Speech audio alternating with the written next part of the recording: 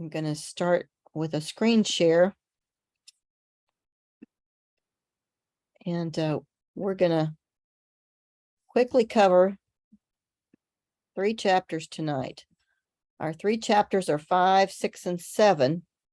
And each one is pretty focused on a different law.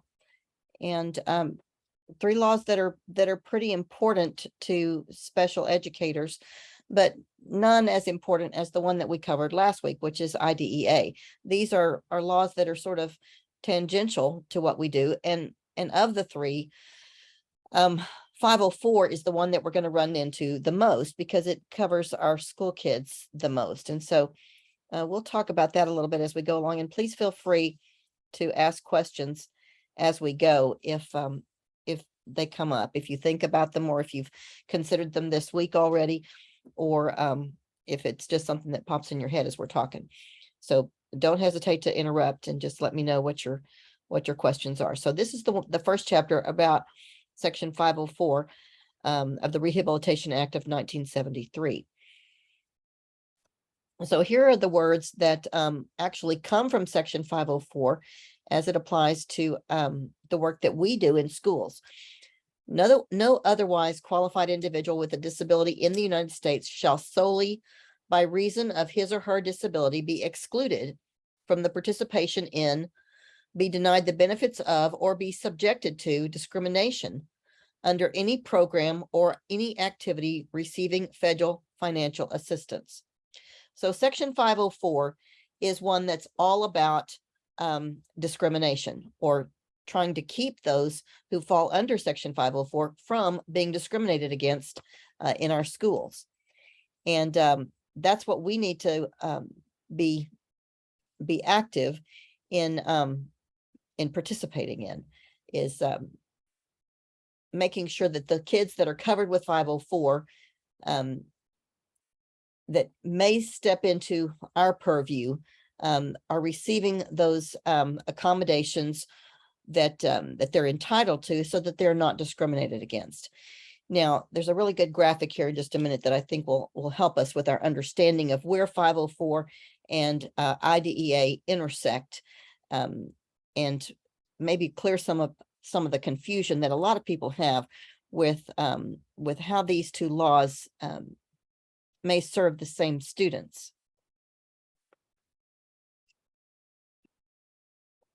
Section 504 is a brief but powerful non-discrimination law included as part of the Rehab Act of 1973. It extends to individuals with disabilities the same kinds of protections Congress extended to people who are being discriminated against because of race and sex. And we talked in the last couple of weeks about how a lot of this disability law came on the heels of the Civil Rights Act and the civil rights laws that were precipitated by civil rights unrest back in the 50s and then into the 60s, and the provisions that were made for people of color and for women and people who are who have, well, primarily women, I'll say that, really paved the way for people with disabilities. Some kinds of provisions for people who are gay, lesbian, bisexual, some of that as well.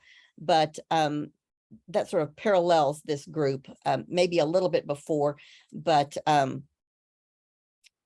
the whole discrimination and trying to combat discrimination against all people, regardless of what makes them different, whether it's race, sex, gender, gender identity, disability, et cetera, all those kinds of things have come about initially because of some of the efforts in the civil rights fight that began with racial discrimination.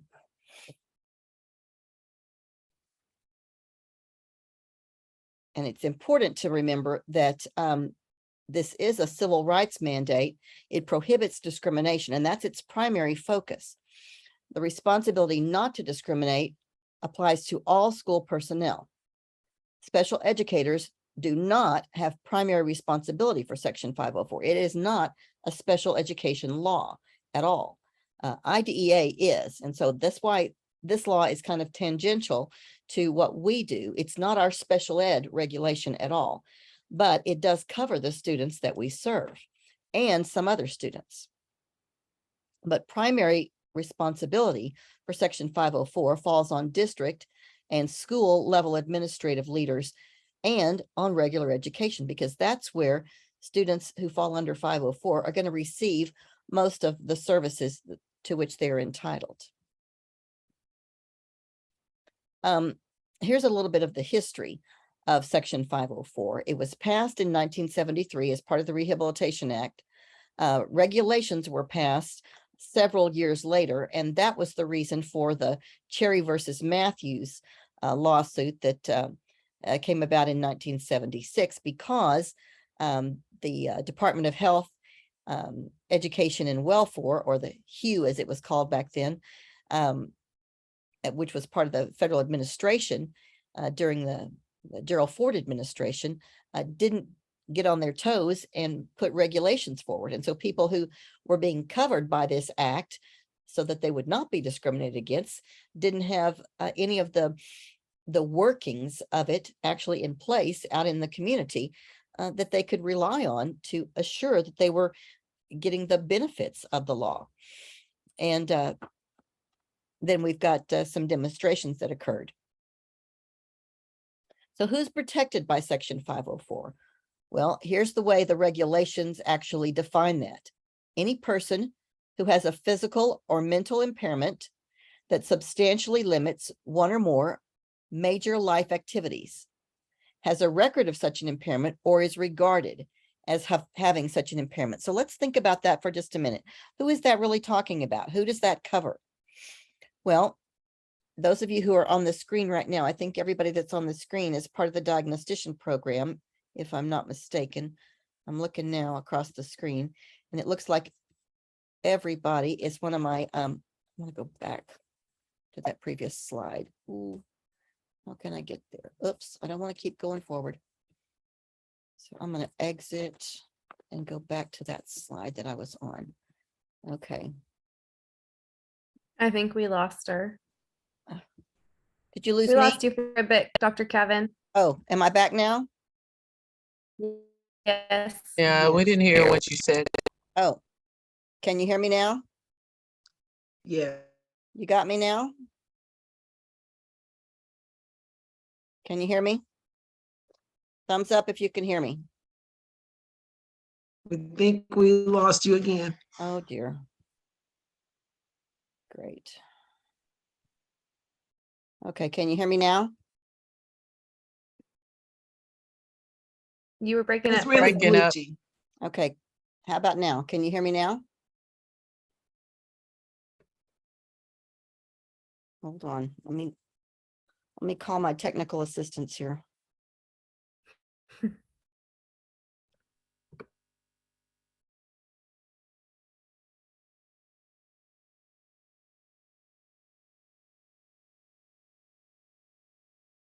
Okay.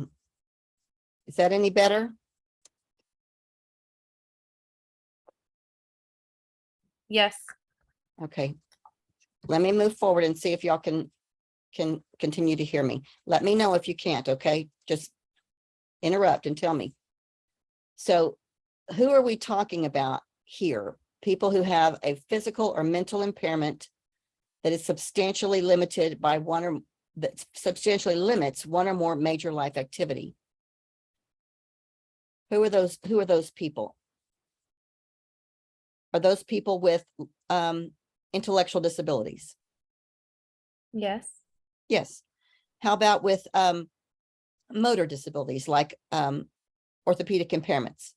Yes. Think about that list of 13 disabilities that we went down two Saturdays ago that you're going to need to have memorized for this Saturday. Think about that list of 13 disabilities. Does this cover our kids with emotional disturbance? Our kids with learning disabilities? Our kids with speech impairments, are those major life activities? Is talking a major life activity? Is hearing a major life activity? How about seeing? Okay, this covers all of our 13 disabilities, okay?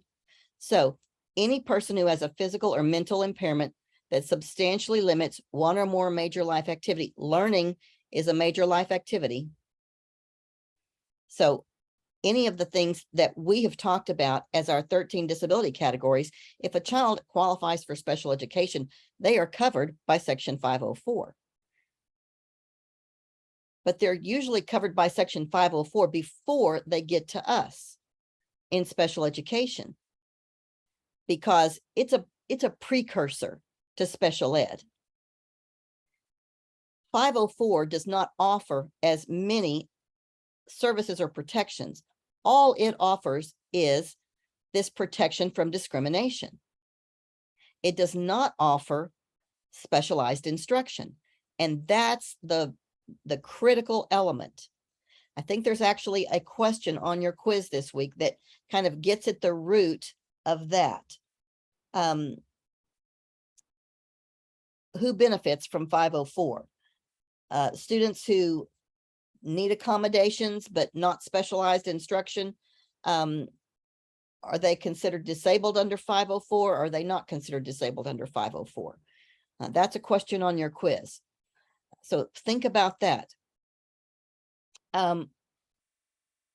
If you need accommodations, but you don't need specially designed instruction, you do have a disability under 504, but you don't have a disability under IDEA, because under IDEA, you have you are required to need specialized instruction. Specially designed instruction is the other part of the equation for qualifying for under IDEA. You have to have a disability, one of those 13, and then you have to require specially designed instruction. You have to have enough of a deficit in your learning that you need specially designed instruction. So there are kids who have a physical or mental impairment that limits one or more of their major life activities, but it doesn't rise to the level of needing specially designed instruction.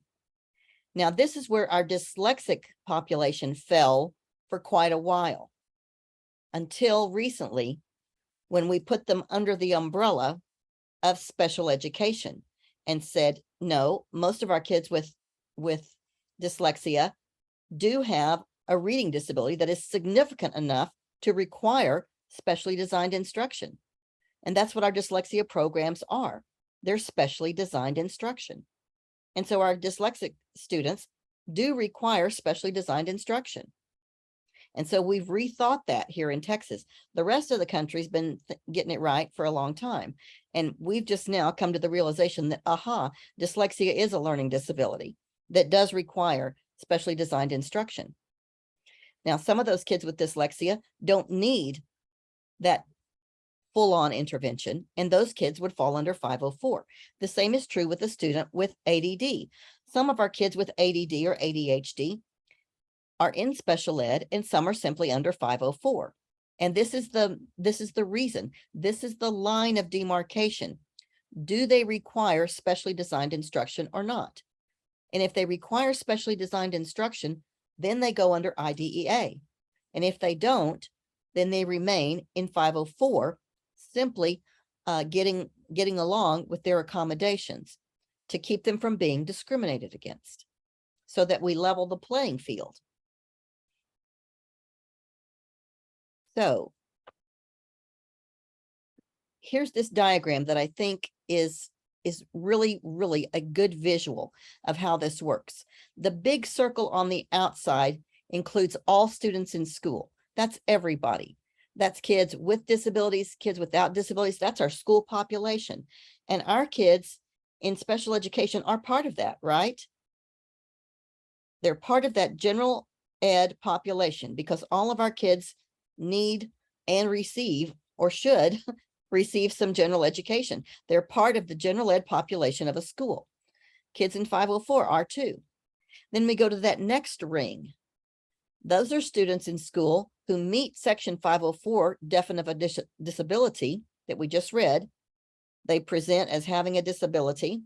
They are regarded as having a disability or have been identified at some point as having a disability, but they're not eligible for IDEA.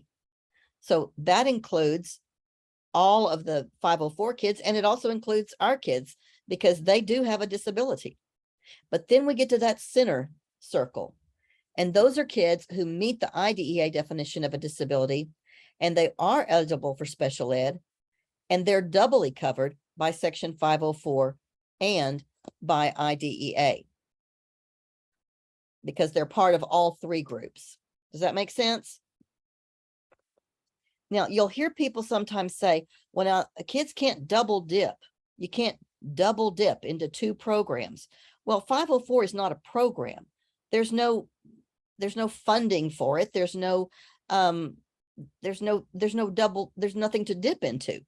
So you have that eligibility before you get all the perks in IDEA. You don't really need anything in 504 once you get IDEA, because there's nothing in 504 that you can't get in IDEA, plus all the extra stuff. Does that make sense? I have a question. Yes. So like when I think of students who have had a 504 plan, but then they end up qualifying for special education later on down the line, their 504 plan goes away because then they're not 504 in special ed. So, but where's Their IEP replaces their 504 plan because it offers everything a 504 plan could offer and then some. So Gotcha. it negates the need for a 504. For the 504 plan? Yeah. Okay, because it that makes offers- sense. Thank It you. offers everything that the 504 plan could offer and then some. Mhm. Okay, thank you. Uh-huh. Okay, so what Dr. is section? Kevin, Yes, could you also say that special ed trumps 504? yes. I think that's another good way to say it. I think it does.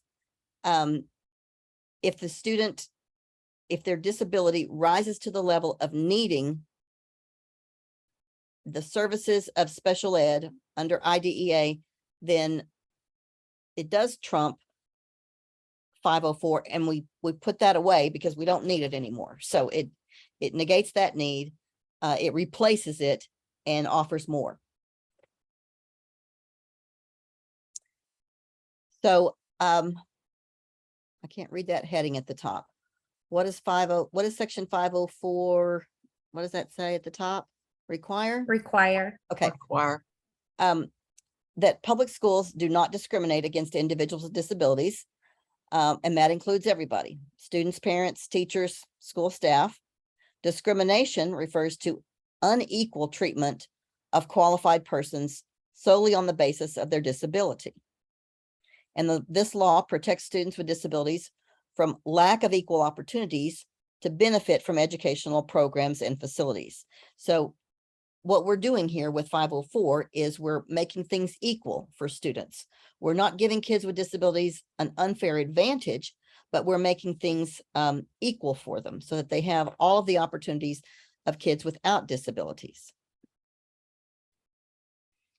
Now, ways in which schools, what does that say? Discriminate by failing to provide physical access to programs or facilities. Well, you can't go on this field trip because we don't have a special ed bus with a lift. And so you have to stay back at the school because of that. Well, certainly that would be discrimination.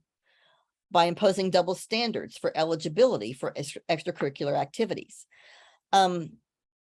We ran into some problems like this at my previous school district with extracurriculars.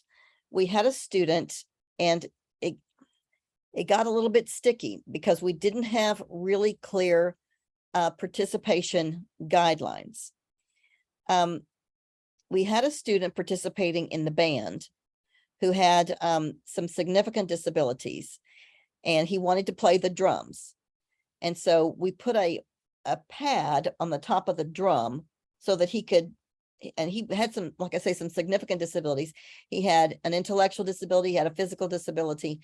But he could bang on the drum, and with the pad on the top of it, it was not audible or disruptive to the rest of what the band was doing, because there was a noise canceling pad on the top of the drum. So he could bang the drum as much as he wanted, and the audience couldn't hear what the sounds that he was making on the drum.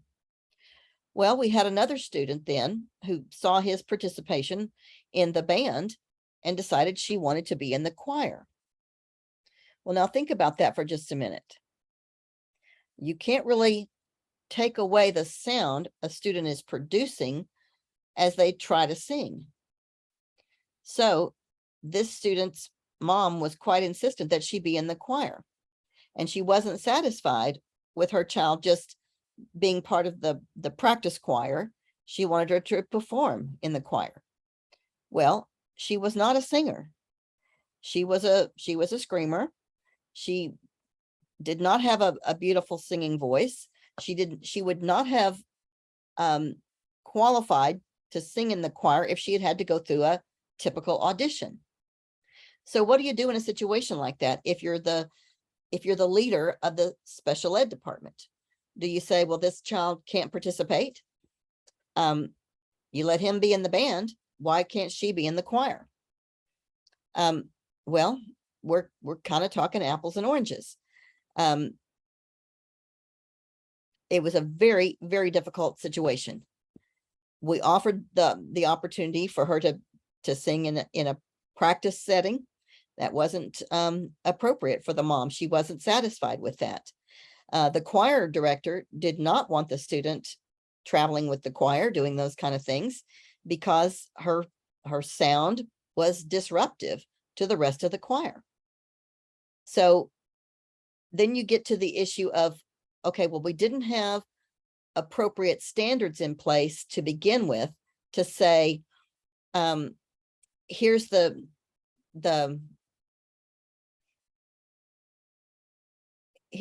tryout requirement. The choir director had just, kind of said, okay, you come in, you sing these songs, and if I think you sound good, you get in. And if I think you don't sound good, you don't. Well, the mom wasn't happy with that standard of entrance into the choir. Well, you're just saying she can't because you don't like the way she behaves, some of those kind of things.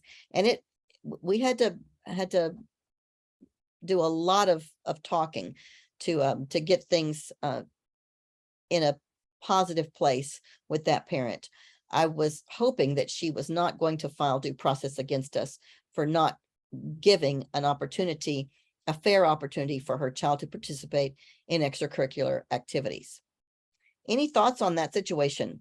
What would you all have done? Tina?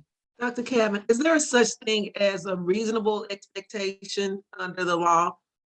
Because if you're thinking about something with choir, where you're expected to have a particular sound, and mom clearly knows that her daughter did not have that sound, would there be a reasonable expectation that she would not be able to participate? I think if the parent had pushed it to due process, that's probably what we would have heard from a hearing officer. Unfortunately, we didn't get to that, but there's not anything in the regulations that I know of that say that. It's probably in case law, though. There's probably something out there where somebody has pressed a situation like this. I just haven't read about it, but it's probably out there. And you make me think now, and I may want to investigate that a little bit, because that's a very interesting thought. That would be I think the grounds for, having a higher standard. I thought the whole time as I was the director trying to steer those situations, that the problem came when we let the boy do what he did with the band to start with. We had started down a slippery slope with that student, and that had all predated my entrance into the district, into the position of leadership. And so, I think I might have handled some of that differently. to begin with. We hadn't set a standard with that family that, you know, was reasonable. And I think reasonable here is a really, really good word. I think you've hit on something there. And I have another question. This may not be, what's the word am I looking for? Adequate or appropriate. I'm saying that now, but being that they put the little cushion thing on the drum where he couldn't be heard, what about letting her perform but not having her mic on? Well, see, that's another idea. That's an idea. And I think she was just she was really loud. And there was no way to hush her as part of the choral group, you know, to be able to pick up the sound of the people that she was around. And she wanted to be on the stage. She wanted to be on a riser with the other kids. And this was at high school. I think it was primarily a girls choral group. And she wanted to participate with some of the other girls. She had, I believe she had autism, and, you know, she made a lot of sounds that were, you know, kind of alarming. And, you know, the choir director had just not dealt with anybody, with that level of disability in her choir. You know, when you get to a high school, and, you know, the fine arts are usually limited to the kids who are really serious about that particular avenue of performance. You know, the orchestra and the band and the choir, you have the kids that really want to perform. And I wondered at the time if it was the mom who wanted this more than the student did. But it was a difficult challenge there for a while. And the same was true with the boy that was in the band. Intellectually, he was very low functioning. I felt like a whole lot of that situation was the parent pushing for inclusion in situations that he didn't care anything about. It was a parent pushing. That student had never set foot in a special education classroom his entire school career. His parents had wanted him in general ed for every class, every day. They had a real issue with the whole idea of being, you know, down the hall with those kids. Their son had been a shaken baby, and I may have mentioned him in class a couple of weeks ago. But he, you know, had been born a typically developing child, and when he was in his infancy, he was given this traumatic brain injury that resulted in severe brain damage, and then he had cerebral palsy as a result of that. He had difficulty walking. He didn't have control of his bowels or bladder anymore. He had to be assisted. You know, he wore a diaper all the time. No, maybe he had to be catheterized. I'm trying to remember now. It's been a while, more than a decade, and my brain is getting foggy now. But we had a situation with that family, and I'm going off on a rabbit trail now, but this is a pretty interesting situation, because it gets to this whole issue of discrimination. And this is what this family claimed. That band, you know, it worked great during the marching season of the band, and he would go down on the sideline, and as part of the drum percussion section, he had an assistant that would go with him and stand next to him while he performed, you know, at the halftime with the drum corps there on the side. And he had I think they gave him a snare drum, and, you know, all of the big timpani drums and all of that were lined up along the side, as they do these days, with the whole drum section there on the sidelines. And so he didn't have to march out onto the field or anything. His assistant would walk right there to the sideline with him, and then walk back up into the stands with him, and help him all the way. because he was not able to do these kind of things independently. Well, the spring rolled around and it was concert band season. And the band was going to take a trip to Chicago to a band concert, a band contest. And the mother called me and said, so how are you going to work this out so that our child can go to the concert, the contest? And I said, well, I didn't anticipate that he was going to go to that because, he's really not playing in a competitive kind of a way. And she said, well, he is in the band and he is going to go on that trip. And I said, well, it's an overnight trip. It's a bus ride, a strenuous bus ride to Chicago. It's an overnight in the bus, and then they perform all day in these various contests, and then they have a night or so at a hotel, and then it's back on the bus. I said, how is, and he was nonverbal. I said, how is that going to work? And she said, well, he's going to be in a hotel room with other boys, just like everybody else. And I said, I'm sorry, we can't put a nonverbal student in a hotel room with 3 other kids, and he doesn't toilet himself. That won't work. She said, well, then hire somebody to go with him. I said, well, I can't put another adult in a room with a bunch of teenage boys. There was no way to make it work so that it wasn't a dangerous situation for somebody. It was either going to be dangerous for him or dangerous for another kid or dangerous for an adult. It was just, I could not figure out how it was going to work. And we consulted with our lawyer, and the mother kept getting really belligerent and saying, we insist. And we said, well, we will pay for you and or your husband to go and accompany your child. And they said, no, we don't want to go. You will work this out for our child. She said, or I am going to Channel 8 and I am going to tell them that you're not doing your job. And those kind of threats just got all over me. And our lawyer said, well, we're not going to play that kind of game. She can sue us if she wants to. This will go our way because this is a dangerous situation for her child. Well, we finally told her that, we were not going to do this her way. And so she hired a paraprofessional that one of our paraprofessionals, she hired privately to go with her child and stay in a room with him alone that she paid for, because we could not support that arrangement. A female adult with a disabled child or young adult who didn't speak, that whole equation just, I couldn't imagine putting anybody in that predicament.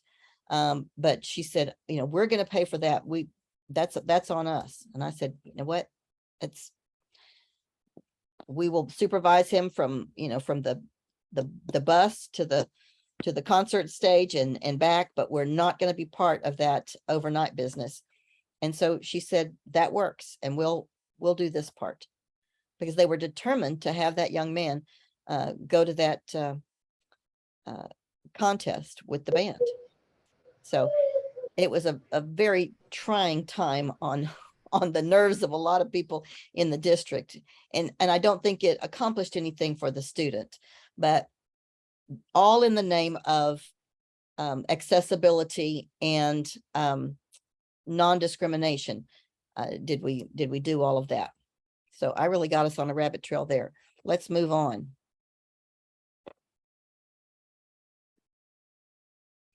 So the major principles of Section 504, accessibility, physical and program accessibility.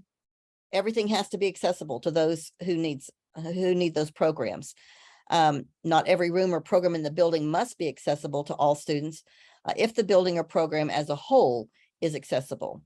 And there have to be reasonable accommodations. Oh, Tina, there's that word regulations apply to employment, and they have no regulation have been written regarding schools. Nonetheless, this standard requires school officials to examine the individual needs of students with disabilities and make a professional judgment about what can and, I'm not sure what the rest of that was. Something got cut off there. If a school It does said what operate, can and cannot accommodate their need. oh, okay, thank you. If a school operates a separate facility for students with disabilities, this facility must be comparable to the district's other facilities. So you can't push all the kids with disabilities over to one particular campus if it's not equal to the other campuses in the district. Comparable in terms of space, location, instructional appropriateness, accessibility, size, lighting, ventilation, etc.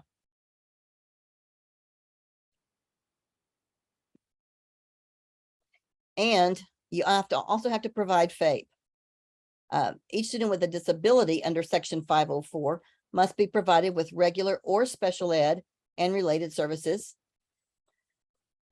designed to meet his or her individual needs as adequately as the needs of non-disabled students are met. And you have to have a 504 plan. And I think Lindsay was the one who mentioned that if they're just 504, you have to have a 504 plan. And then you've got these responsibilities as well. You have to have a 504 coordinator. You have to notify the public with official notifications. You've got to train your faculty and staff about their responsibilities. You conduct a self-evaluation as a district. You have to have grievance procedures when people are not happy with you. And then under IDEA, we've got child find identification and evaluation procedures. Educational programming, and placement and reevaluation procedures. So let's move on to, there's filing a grievance. I'm not going to belabor that. Your textbook does talk about Fry versus Napoleon Community Schools about filing a grievance. Let's look at chapter 6 for a few minutes. This is ADA. Now, I haven't had a lot of experience where ADA came into play in the school other than the physical setting of the school, because ADA applies to all people with disabilities. There is a question on your quiz about does ADA apply to private or public schools? And the answer to, do y'all know the answer to that? Anybody know? It applies, Isn't it, wouldn't it be both? Because it's accessibility. It's Mhm. not. right. And it's any entity that receives some federal funds. And almost every entity receives some federal funds of some sort. And so it is private and public.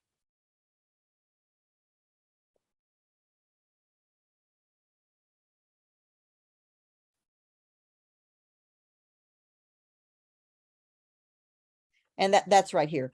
No otherwise qualified individual with a disability in the United States shall solely be by reason of his or her disability be excluded from the participation in, be denied the benefits of, or be subjected to discrimination under any program or any activity receiving federal financial assistance. And so, even a private university, let's say, if anybody there got a Pell Grant, which of course many do, then they're subjected to all of these provisions under federal law because you've got federal dollars running through there. If anybody got if any professor got a federal grant to do research, then you've got federal dollars that touch the campus. The same is true of any private school. If you've got any federal dollars touching anything on any campus, you've got to adhere to these regulations. So the purpose of ADA, well, to provide a clear and comprehensive national mandate for the elimination of discrimination against individuals with disabilities, to provide clear, strong, consistent, enforceable standards addressing discrimination against individuals with disabilities, and to ensure that the federal government plays a central role in enforcing the standards established in the Act on behalf of individuals with disabilities. and to invoke the sweep of congressional authority, including the power to enforce the 14th Amendment and to regulate commerce in order to address the major areas of discrimination faced day by day by people with disabilities. The ADA extends the civil rights and anti-discrimination protections of Section 504 from the federal government, its contractors and recipients of federal funds, to employers, state and local governments, or any instrumentality of the government, and any privately owned business or facility open to the public. To invoke the sweep of congressional authority, including the power to enforce the 14th Amendment and to regulate commerce in order to address the major areas of discrimination faced day by day, day to day by people with disabilities. So it was initiated to help expand the coverage of Section 504. Some 43 million people in the US have one or more physical or mental disabilities, and this number is increasing as the population as a whole is growing older. And a lot of us acquire disabilities as we get older. Our hearing goes, our vision goes, sometimes our body breaks down, and we acquire disability. Historically, society has tended to isolate and segregate individuals with disabilities, and despite some improvements, such forms of discrimination continue to be a serious and pervasive social problem. So who's protected? Well, do these sentences here look familiar? An individual with a physical or mental impairment that substantially limits one or more major life activity. That's the very same verbiage that we saw in Section 504. Individual with a record of such an impairment. An individual who is regarded as having such an impairment. Now, let me point this out. This is not on your test, but this is good information for diagnosticians. It says here, an individual with a record of such an impairment. So let's suppose we've got a student who's in special education on your caseload next year, and you exit them. Did they ever have a record of an impairment? Yeah. Does that make them eligible for Section 504? Yes.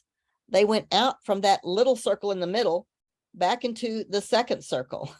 They're still a part of the general ed population, but and they were part of that center circle, the IDEA circle, but now they've just gone back into the second circle because they no longer have the need for specialized instruction, but they're still an individual with a record of an impairment.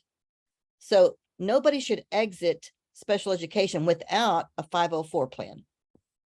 And if somebody in your district tells you something different, you need to show them this right here. In a series of cases, the US Supreme Court was seen as narrowing the scope of ADA's protections by restricting who was protected by the law. And then we've got a series of court cases that are listed here. And of course, these are in your book. But Congress revisited the ADA in 2008 and decided that the narrowing of ADA was not appropriate. They believed that the Supreme Court had improperly eliminated some protections for people for whom the ADA was intended to protect and had incorrectly narrowed the scope of the law. And so some definitional changes came about in 2008. They broadened the definition of disability. They expanded the definition of a major life activity, and they presented some mitigating factors like medication or mobility devices that may not have been considered when determining whether a person has a disability under the ADA. They lowered the standards for persons to be regarded as having a disability.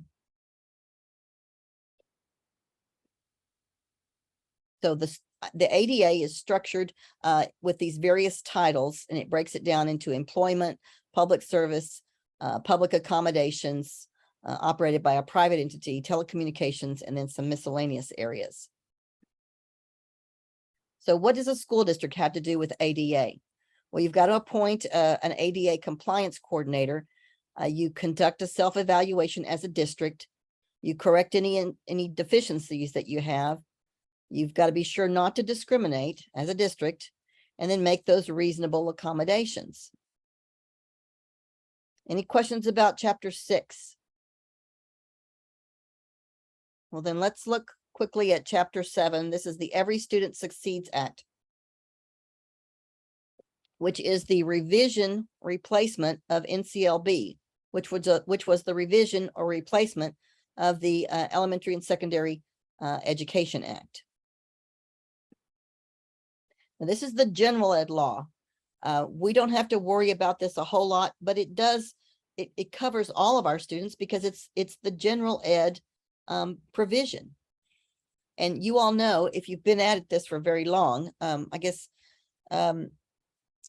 Ashley probably wouldn't have been affected by this. She's too young. Megan, you're right there on the borderline. And others in our class are kind of sprinkled around, but and Lindsay, you're on the young end too. But my other girls that are with me tonight, y'all have been at this a little bit longer, and you probably remember some of the provisions of NCLB. And some of the things it demanded of us, all of that adequate yearly progress business and some of those kind of things, if you've been teaching for a while. Some of that was just ridiculous, if you ask me. But anyway, each general ed law does have things that it expects from special ed.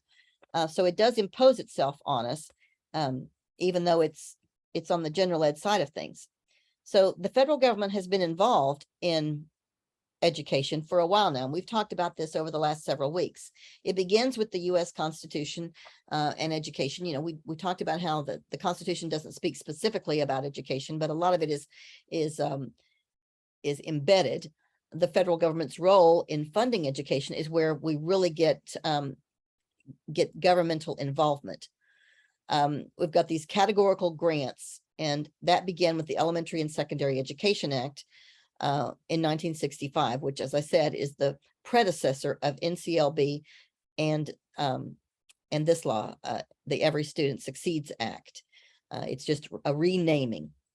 So the state's roles in applying the requirements of federal laws kind of change depending upon the law that we happen to have at the moment. And Congress gets to do some massaging of whatever the law is. And so, of course, as you know, it depends on who's in Congress at the moment as to what happens to the law. So a little bit more history. The Elementary and Secondary Education Act of 1965 had a few key elements. The report, A Nation at Risk, kind of began a lot of these programs and movements that got us looking at school problems. Then followed the National Education Summit. We had in 1994, the Improving America's School Act. Then the National Assessment of Educational Progress, or NAEP, followed that. No Child Left Behind came out in 2001. And like I said, that was a renaming of the Elementary and Secondary Education Act. And all of these provisions came with NCLB. It was a huge rewrite. A program was put forward called Race to the Top. Some waivers were allowed for schools that wanted to try some innovations. Then we came up with the American Reinvestment and Recovery Act. That was the stimulus money. You may have been working in schools when the stimulus money, either working in schools or maybe you were a student who benefited from some of that. I was a director of special ed in 2009, and our school district received $4 million in stimulus money. And we had to spend it. And we looked for ways to spend it. And I got pressure from the general ed side. It was the money that I got was for special ed only, but I got a lot of pressure from the general ed side to spend it in ways that would benefit general ed. But it was very specific that the money that we got was supposed to be for special ed. And then we got a rewrite in 2015. The Every Student Succeeds Act replaced NCLB. So NCLB is gone, and the Every Student Succeeds Act replaced it. And a lot of people were glad to see NCLB go away. You get a lot of detail in your book about NCLB, the purpose, the goals, the major principles. of NCLB, it did bring forward some statewide standards, statewide assessments. That's where we got this big push for that led us to where we are now with the STAR test. You all, if you've been around a while, either in Texas period, you've seen the TOS test and the TAX test and the STAR test and a lot of other names in between, as we've messed with that instrument to get it to be a better representation of what our students know, as a curriculum-based measurement at each grade level. But that measure of adequate yearly progress, AYP, that schools had to make, put a lot of pressure on principals and teachers to make a certain grade. There were negative repercussions if a school didn't, or if a district didn't. There were alternate assessments for students with disabilities. Students with disabilities were counted in different ways. There were sanctions for failing to meet AYP. There is a test question about this. Improvement plans, technical assistance, transfers within districts, supplementary services were things that districts would have to do if they failed to meet AYP under NCLB. Scientifically based instruction has been something that came about in this era, and certainly it's something that we still want now. I think there was a question similar to this on last week's quiz about research-based interventions, scientifically based instruction. That's a set of words that you want to remember, and even take forward with you as you become a diagnostician. Scientifically based instruction, research-based interventions. Those are things that that you always want to see that your teachers are using, that your schools are focusing on in the programs that they're using with their students. I think the question that you've got about that says something about, do you want to just use a good idea that the teacher next door to you uses, or do you want to use research-based instruction or intervention or something like that? RTI is based on research-based interventions. RTI and is founded on that premise that we are using scientifically based, research-based interventions. All of that kind of wraps into one, that we're only using things that have been researched first. We're not just using something that sounds like a good idea or something that we found on Teachers Pay Teachers or Pinterest or something like that, or what might be a fun activity today. It's grounded in research that it's a good idea. I think there's another question on the test about math and reading, those being primary provisions of, I think that was Every Student Succeeds Act under Obama, that those are provisions that are part of that new law. And that's in your textbook, and you can read more about the reauthorization when NCLB became the Every Student Succeeds Act in 2015. And the purpose, the goals, increased funding, and greater flexibility for states. Those are some of the primary things that happened with the Every Student Succeeds Act revision. And your book tells more about it, pages 150 through 156. But those focused areas of math and reading are one of the provisions that your quiz asks you about. So the major principles: statewide standards, statewide assessments, assessment accommodations, alternate assessments, accountability for results, identification and remediation for low performing schools. I think some of that gotcha element has been removed from the law that we had with NCLB. It's not quite so punitive as it was, at least in my opinion. It doesn't seem to be quite so punitive. And that's a good thing, because I think there's enough that pressure on teachers and principals and schools already without without some of that added pressure from the federal government. Evidence-based interventions, that's kind of another buzzword for scientifically based, research-based, evidence-based, all of those kinds of phrases that indicate that we're not just using fly-by-night kinds of procedures with our students. We're using something that's already been proven to work before we spend time on it. And then some additional provisions of the Every Student Succeeds Act. States are required to develop plans to reduce bullying. I think this is the first time we have bullying included in our federal statute. Harassment, restraint, and seclusion are included.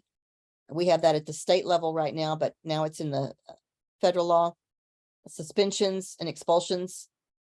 The Every Student Succeeds Act creates a comprehension center on intervening with students who are at risk of not attaining full literacy skills. And then the Javits Act, that's the part of the law that allows for gifted and talented. It's refunded, and states are required to use teacher development funding to support the education of gifted and talented students.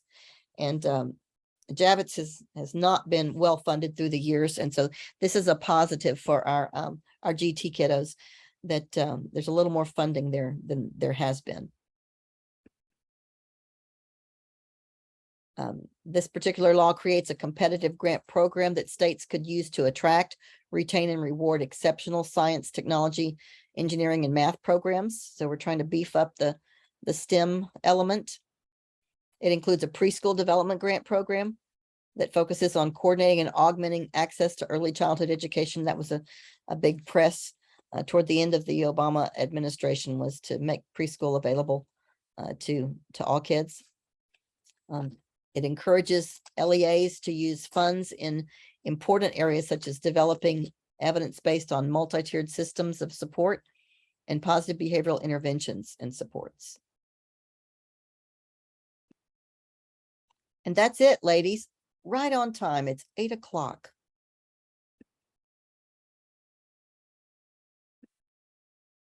Any questions about these 3 chapters? Okay, I've got a let's see. Okay. Megan, I'll talk to you later about some of your questions, okay? Anybody else? Any questions? I have a couple questions also about our assignment. If Oh, that's okay. Go ahead. I think on the case briefings, I was a little confused on the differences between a couple of the things when writing the case briefings. Okay. And I think one of them, I've got to look at it, was the difference between, let me see. I think one of them was the difference between the ruling and something else. I got to go back in here. I'm trying to get to it now. The holding. Yes, the holding, and then also the ruling of the court. Okay. The holding is the ruling of the court. The holding is just Okay, hold on. a Tina, basic. are you talking about the opinions, the dissenting opinions? Yes, there was something where it seems like it was the same thing.